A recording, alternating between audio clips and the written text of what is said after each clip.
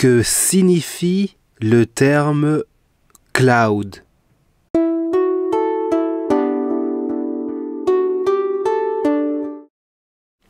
Bonjour à vous, c'est Thierry de la chaîne YouTube Initiation Informatique.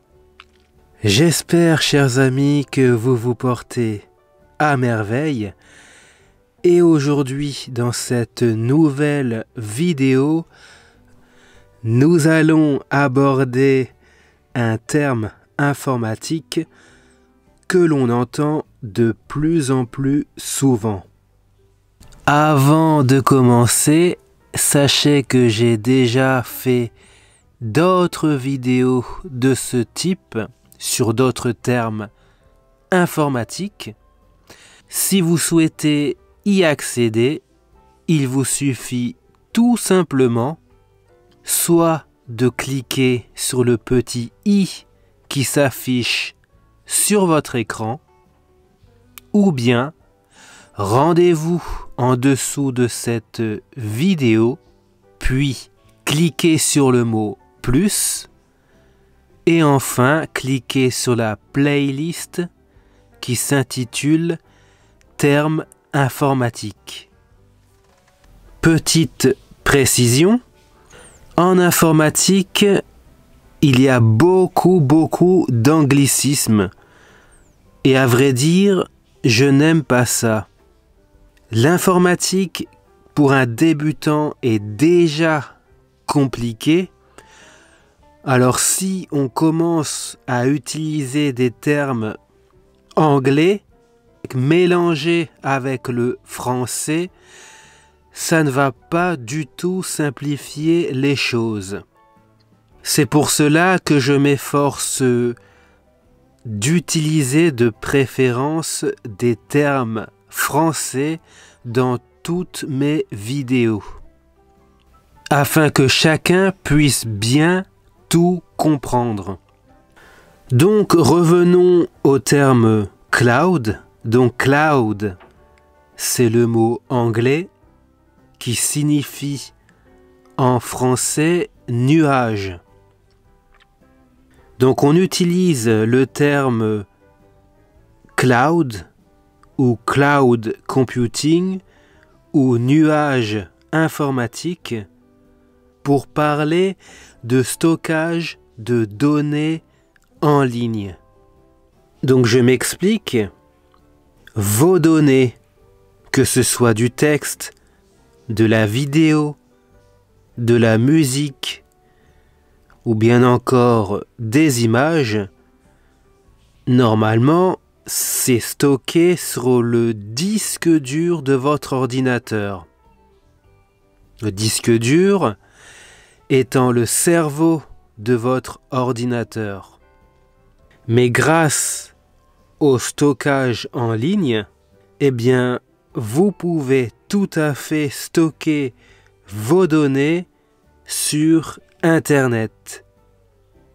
Les services de stockage en ligne les plus populaires sont d'une part Google Drive de Google et d'autre part Microsoft OneDrive de Microsoft.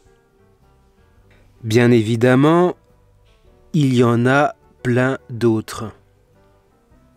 Prenons un exemple que tout le monde connaît, que pratiquement tout le monde connaît. Gmail, c'est le service de messagerie de Google. Donc, pour utiliser Gmail, comme pour tous les services sur Internet, il vous faudra un compte qui contient d'une part un identifiant et un mot de passe. Donc si vous avez un compte Gmail, vous pouvez utiliser la messagerie de Google. Et Gmail est par définition une messagerie en ligne. Par conséquent, vous n'avez rien à installer. Donc c'est un service qui stocke vos messages envoyés et reçus en ligne. Prenons un exemple concret avec Gmail. Vous pouvez par exemple être chez vous et envoyer un email avec Gmail depuis votre ordinateur, qu'il soit fixe ou portable. Ensuite, vous sortez de chez vous avec votre téléphone mobile et dans la rue, vous pouvez tout à fait regarder si vous avez reçu un email sur votre téléphone mobile. Par conséquent, il faudra tout simplement que vous ayez accès à votre compte Gmail, d'une part sur votre ordinateur chez vous et d'autre part sur votre téléphone mobile. Donc, que vous soyez chez vous ou en dehors de chez vous, vous aurez accès n'importe où et n'importe quand à votre messagerie Gmail. Voilà un exemple simple de stockage en ligne. Passons aux avantages. Le premier avantage du stockage en ligne, c'est que vous n'avez plus besoin d'avoir de gros espaces de stockage sur votre ordinateur, sur votre tablette ou bien sur votre téléphone mobile. Car justement, tout ce que vous stockez est sur Internet. Par conséquent, vos données n'encombrent pas la mémoire de votre appareil. Donc, pour consulter vos messages, il vous faut juste une simple connexion Internet.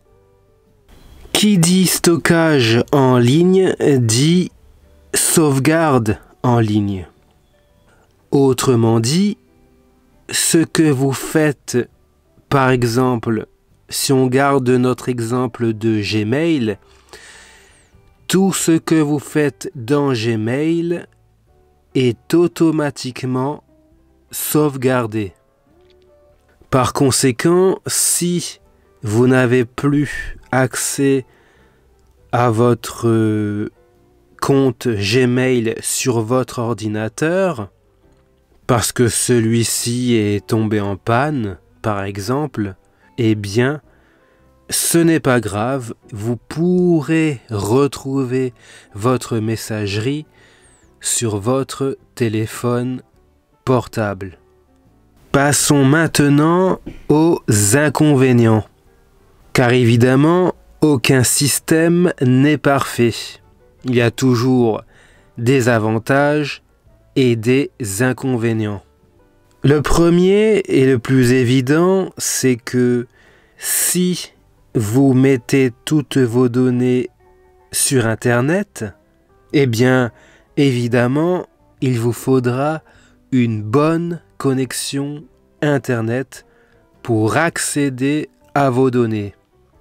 Sinon, si vous n'avez pas Internet ou une très mauvaise connexion, ce sera difficile d'accéder à vos données. Le deuxième inconvénient, c'est que il se pourrait, ce cas reste rare, mais reste aussi possible, qu'un pirate informatique chevronné ait accès à vos données en ligne.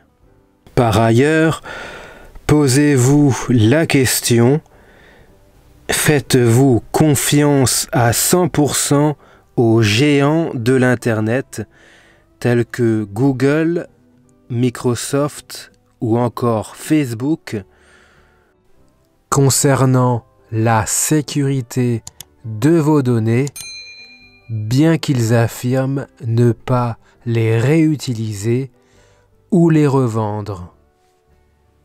Bref, vous avez vu que le stockage en ligne est quelque chose de très pratique, mais c'est à vous ensuite de poser le pour et le contre pour effectuer un choix conscient. Le stockage en ligne a tendance à se démocratiser de plus en plus.